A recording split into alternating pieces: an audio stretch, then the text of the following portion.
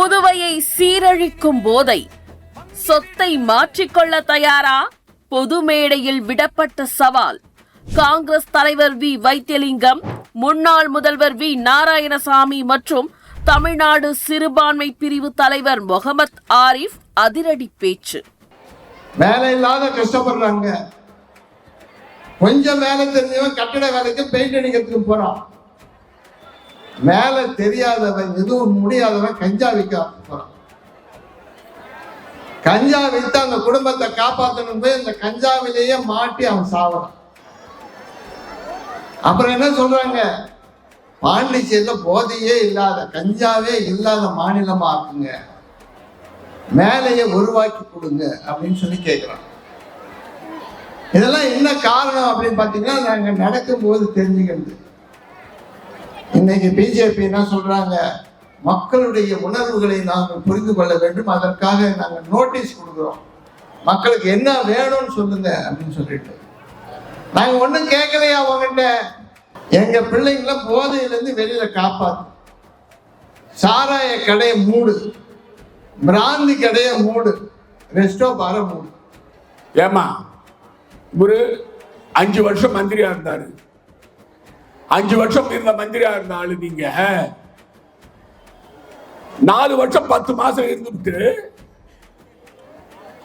அப்புறம் சொல்றாரு அந்த ஆட்சி சரியில்லை, நாராயணசாமி ஆட்சி சரியில்லாதனால தான் நான் வெளியே போனேன்னு சொல்றாரு. அது அப்பட்டமான பொய். அவர் போனது காரணமே அவர் சொத்தை காதல் பண்ணிக்கணும், அவரை கைது செய்யக்கூடாதுன்றதுதான் பாஜக போனாரு, ஆட்சியை கவுத்தாரு. இப்ப சொல்றாரு அவர் பேர், அவருக்கு அவ்வளோ நல்ல பேருக்கு தான் மக்கள் மத்தியில. மண்ணாடிப்பட்டில போனா தெரியும், மக்கள் துரத்துவாங்க அவரை. அவர் சொல்றாரு நாராயணசாமி சொத்து வச்சுக்கிறாரு. சரியா, நான் வச்சுதாங்கிறேன், இல்லைன்னு சொல்ல. ஒன்னே ஒண்ணு செய்வான், என் சொத்தெல்லாம் வாங்கிட்ட கொடுத்துறான், ஆனா உன் சொத்தெல்லாம் என்கிட்ட கொடுத்துறேன். ரெடியா? இந்த வில்லியனூர் தொகுதியிலே இஸ்லாமிய மக்கள், சிறுபான்மை மக்கள் அதிகமாக வாழக்கூடிய பகுதி. நான் சிறுபான்மை மக்களுக்கு, இஸ்லாமிய மக்களுக்கு வைக்கக்கூடிய ஒரே கோரிக்கை என்னவென்றால், மற்றவர்களுக்கெல்லாம் இது தேர்தல், மற்றவர்களுக்கெல்லாம் அது அரசியல், ஆனால் இஸ்லாமிய மக்களுக்கு, கிறிஸ்டியன் மக்களுக்கு இது வாழ்க்கை பிரச்சனை. நாம் வளர்ந்த நாட்டிலே, நாம் பிறந்துள்ள நாட்டிலே முதல் தரமா குடிமகனாக வாழ போகின்றோமா, 2ஆம் தர குடிமக்களாக வாழ போகின்றோமா என்ற காலகட்டம் இது. இந்த நேரத்திலே நாம் போராடவில்லை என்றால், நமக்காக ஒரே தலைவராக, இந்தியாவிலே முஸ்லிம்கள் தாக்கப்படும் போதெல்லாம் அந்த மக்களுக்காக நிற்கக்கூடிய ஒரே தலைவராக இருக்கக்கூடிய தலைவர் ராகுல் காந்தி அவர்கள் மட்டும்தான். அந்த தலைவர் ராகுல் காந்தி ஆதரிக்கக்கூடிய இந்த காங்கிரஸ் கட்சி, அந்த கட்சி மட்டும்தான் இஸ்லாமியர்களுக்கு அரணாக இருக்கின்றது. என்ஆர் பிஜேபி ஆட்சியின் அவலங்களில் இருந்து மக்களை மீட்க போராடும் காங்கிரஸ் கட்சியை ஆதரிப்போம்.